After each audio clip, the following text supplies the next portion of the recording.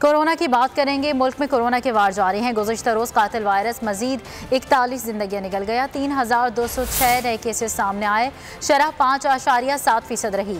1623 मरीजों की हालत अब भी तशवीशनाक है।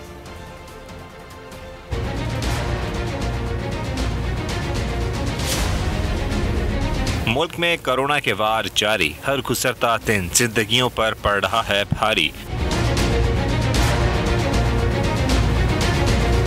बेरहम दुश्मन ने मजीद 41 जिंदगियों के चिराग बुझा दिए। मजीद 3206 अफराद को जिंदगी से दूर तन्हाई पर मजबूर कर दिया।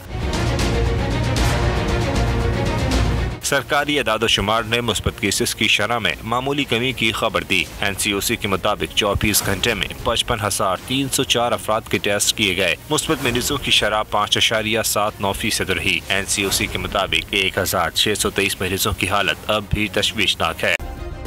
सब्सक्राइब करें और बेल दबाएं ताकि कोई खबर रह न जाए।